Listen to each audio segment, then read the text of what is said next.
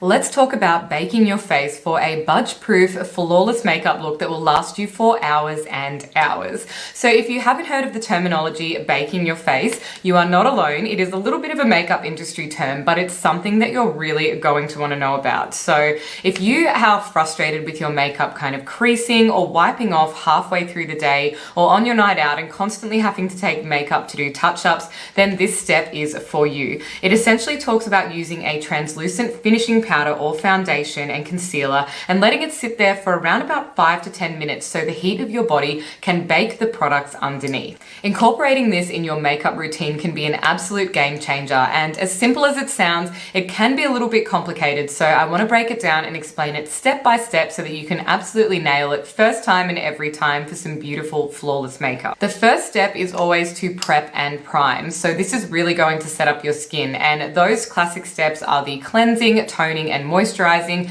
to really ensure your skin is ready to receive makeup and feeling nice and smooth. The next step that I really love is using the little Lava Art eye cream. So this is a rich formula eye cream which you can just dab a couple of little spots under the eyes, and this is to set up this area because it is one of the most common places where your makeup can begin to crease. So if we ensure that's really richly hydrated, it's far less likely to happen. Step 2 is to apply your foundation. So I use the Lava Art cushion, and for a little bit more of a glowy look, I can use the glow one, or if I'm wanting something very set like this baked look, I will go for the matte. And applying this is a beautiful buildable foundation, so you can really start to set up how thick you would like the foundation to be, but because it is a more dewy product, it's going to look far less cakey than a powdered type of foundation. Step 3 is to conceal. So typically, again, this will be in that under eye area to get rid of any imperfections like dark circles or just that feeling that it's not as bright around that area of your skin like the other areas on the cheeks where you can kind of refract light a little bit more. So